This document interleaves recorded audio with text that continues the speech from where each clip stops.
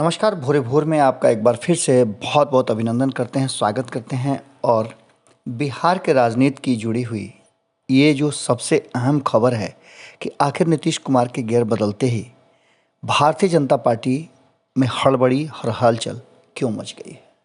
इसके पीछे कारण है कि भारतीय जनता पार्टी को इस बात का अंदाज़ा है कि नीतीश कुमार कोई भी फैसला लेते हैं तो उस फैसले पर टिके रहते हैं।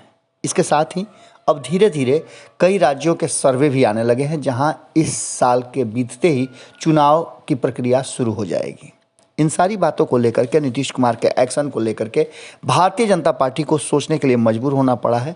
और भारतीय जनता पार्टी का शीर्ष नेतृत्व तो अभी कुछ कहे उससे पहले ही बिहार के नेताओं में अब नीतीश कुमार के एक्शन को लेकर के कहीं ना कहीं चिंता होने लगी है और इस चिंता का प्रकटीकरण भी सामने आने लगा है। आपको बता दें कि कई ऐसे सर्वे हैं जिन सर्वे को लेकर के सरकार का हिस्सा रहते हुए भारतीय जनता पार्टी ने नीतीश कुमार का कभी खुल करके साथ नहीं दिया था। सर्वे आने के बाद विपक्ष के लगातार हमले होते रहे हैं और इस पर कहीं ना कहीं भारतीय जनता पार्टी भले ही दबे जुबान में हो लेकिन ये कहती रही है कि हमें खुल करके मौका नहीं मिल रहा है अपने विभागों को और अपने कार्यों को करने का। इसके साथ ही सबसे बड़ी बात जो अक्सर सुनने को मिलती है और देखने को भी मिलती है वो ये है कि कहीं ना कहीं भारतीय जनता पार्टी और बिहार की जो नीतीश सरकार है या कहा जाए तो जनता दल यूनाइटेड के बीच में दो बातों को लेकर के जिच रहती है। पहली तो ये कि भारतीय जनता पार्टी के नेता ये समझते हैं कि वो केंद्रीय जो नेतृत्व है, केंद्रीय सरकार है, केंद्र सरकार के योजनाओं को और प्रधानमंत्री नरेंद्र मोदी के योजनाओं को बिहार में हर हाल में लागू किया जाए और उसे प्रचारित भी किया जाए। वहीं जनता दल यूनाइटेड के लोगों का ये मानना है और जिस तरह का एक्ट करते हैं उससे साफ लगता है कि वो नीतीश कुमार के नीतियों और उनके योजनाओं का प्रचार करने में ही सरकार का गुणगान या फिर बेहतर समझते हैं। इन सारी बातों को लेकर के दोनों के बीच में अक्सर अड़ंगे लगते रहते हैं। लेकिन वर्तमान परिस्थिति में जिस तरह से सर्वे आने के बाद नीतीश कुमार और उनकी टीम ने खुल करके जो लोग विरोध कर रहे थे उन लोगों को सीधी तौर पे हमला किया है और बताया है कि ये कोई हमारे समय की बात नहीं है, इसके पीछे आगे जो है बहुत सारी ऐसी बातें हैं जिसको लेकर के लोग नकल कर रहे हैं। इसके साथ ही इतना ज़रूर कहा गया है कि नीतीश कुमार जो चीज़ें कर रहे हैं उसको दुनिया सराह रही है, ऐसा अक्सर होते रहा है। इन सारी बातों को लेकर के केंद्र सरकार के साथ सामंजस्य नहीं स्थापित होना और केंद्र सरकार पर दबाव नहीं बनाना भी एक बड़ा कारण विपक्ष मानता है, जिससे के कारण बिहार जो है पिछड़ता जा रहा है। स्वच्छता सर्वे भी आया है, स्वच्छता रिपोर्ट भी आई है। इस रिपोर्ट में भले ही बहुत बड़ा कोई बिहार ने काम नहीं किया है लेकिन एक बात तो तय है कि केंद्रीय स्वच्छता सर्वेक्षण में 2020 का जो आंकड़ा 2020 के जो रिकॉर्ड थे उससे बेहतर प्रदर्शन किया है और कहीं ना कहीं 47वें से 44वें रैंक पर पहुंचा है। इसका मतलब है कि कहीं ना कहीं एक बात तो तय नज़र आ रही है कि इन सारी चीज़ों को लेकर के नीतीश कुमार धीरे धीरे अपने जो रॉ हैं, अपने जो लय है उसमें लौटने के लिए तैयार हैं। आपको बता दें कि इन सारी बातों को लेकर के अब जो चीज़ें सामने आ रही हैं, जो देखने को मिल रहा है उसमें साफ तौर पे ये नज़र आ रहा है कि नीतीश कुमार अपना जो इमेज है और फिर अपना संगठन है, इसके साथ ही सरकार पर भी उनका दबाव और उसे सुधारने में लगे हुए हैं। इस सुधार को लेकर के अब लोगों की नज़र भी जमती नज़र आ रही है। दूसरी तरफ नीतीश कुमार की तैयारियां 2020 के चुनाव में झटका लगने के बाद से मजबूती के साथ हो रही हैं। वो संगठन को भी मजबूत कर रहे हैं। आपने देखा कि हाल फिलहाल में ही उन्होंने अपने जितने भी प्रकोष्ठ थे उन प्रकोष्ठों को भंग कर दिया और नए सिरे से उसका गठन किया जाएगा। इसके साथ ही उन्होंने एक बात और की कि वो जो चीज़ें जो वादा किए थे उस पर भी अमल कर रहे हैं। शराबबंदी को लेकर के जितना ज़्यादा एक्शन दिखा रही है बिहार की सरकार और साथ में प्रशासन, उसे देख करके आपको लग रहा होगा कि नीतीश कुमार शराबबंदी को छोड़ने वाले नहीं हैं। उसके साथ ही इन सारी प्रक्रियाओं को देखने से सीधा लगता है कि अब नीतीश कुमार कहीं ना कहीं उस एरा में जा रहे हैं जहां भारतीय जनता पार्टी को एक बार फिर से नीतीश कुमार के पीछे चलने के लिए मजबूर होना पड़ेगा। वहीं अगर उत्तर प्रदेश के सर्वे की बात करें, जहां चुनाव होने वाले हैं और बिहार से सटा राज्य है, उसमें नीतीश कुमार की भूमिका बेहतर हो सकती है, उसको लेकर के भी कहीं ना कहीं भारतीय जनता पार्टी के मन में बहुत सारे सवाल हैं और उन सवालों का जवाब तभी मिल सकता है, उस सवालों का हल तभी हो सकता है जब नीतीश कुमार के साथ भारतीय जनता पार्टी के संबंध बेहतर हों।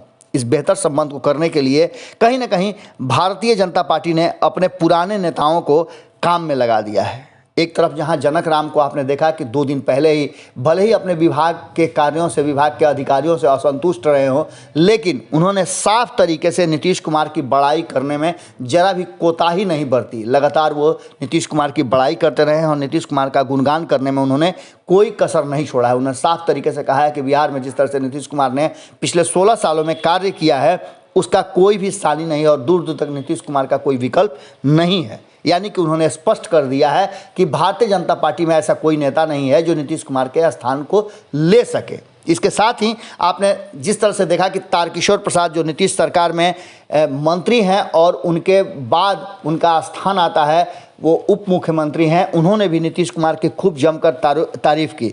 उप मुख्यमंत्री तारकिशोर प्रसाद ने कहा कि नीतीश कुमार जी के नेतृत्व में मार्गदर्शन में सरकार 7 निश्चय के तहत स्वच्छता के लिए प्रतिबद्ध है और 7 निश्चय योजना को पूरी तरह से अमली जामा पहना रही है।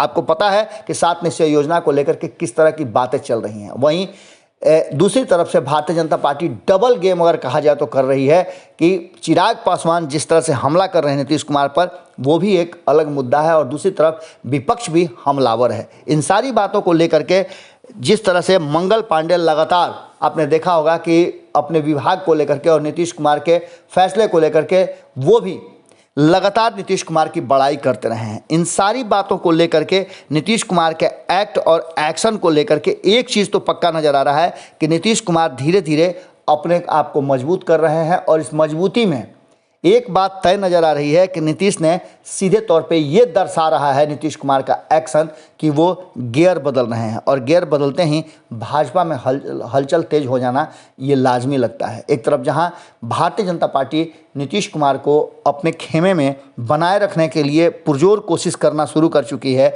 वहीं अलग अलग दल नीतीश कुमार के तरफ इशारा कर रहे हैं और उन्हें इस बात की तरफ, खास करके अगर कहा जाए तो कांग्रेस की तरफ आप देख लें और कांग्रेस के साथ साथ देश के अन्य राज्यों में जो मजबूत दल हैं वो भी नीतीश कुमार की तरफ देख रहे हैं कि नीतीश कुमार का अगला स्टेप क्या होगा, क्योंकि अभी से चुनाव की 2024 की तैयारियां शुरू हो चुकी हैं और 2024 की तैयारियों में नीतीश कुमार की भूमिका अहम है। ये बात भारतीय जनता पार्टी भी समझ रही है और अन्य दल भी समझ रहे हैं। कांग्रेस का नीतीश कुमार के तरफ झुकाव और रुझान इस बात की तरफ इशारा करता है कि कहीं ना कहीं इतना तो तय है कि नीतीश कुमार अब बिहार ही नहीं देश के एक बड़े नेताओं में शुमार हैं और उनका उपयोग आने वाले कई चुनाव में होना है। उत्तर प्रदेश का चुनाव सर पर है, पंजाब में चुनाव होने वाले हैं, इसके साथ अन्य राज्यों में भी चुनाव होने हैं। कुल 5 राज्यों में 2022 में चुनाव होने हैं और 2023 में भी बहुत सारे राज्यों में चुनाव होने हैं। इसको लेकर के जहां एक तरफ भारतीय जनता पार्टी अपने आप को मजबूत स्थिति में रखना चाहती है, वहीं भारतीय जनता पार्टी को मात देने के लिए कांग्रेस भी पूरा ताना बुना और जाल बुन रही है। ये बात अच्छी तरह से भारतीय जनता पार्टी समझ रही है और यही कारण है कि भारतीय जनता पार्टी नीतीश कुमार को छोड़ने के मूड में नहीं है। नीतीश भले ही गियर बदल रही हो, लेकिन भारतीय जनता पार्टी ने नीतीश कुमार को पकड़े रहने के लिए और दौड़ करके सीट पकड़ने के लिए तैयारी कर ली है। नीतीश कुमार को वर्तमान परिस्थिति में भारतीय जनता पार्टी से पीछा छुड़ाने के लिए बहुत सारे एक्ट करने पड़ेंगे या बहुत सारा त्याग भी करना पड़ सकता है।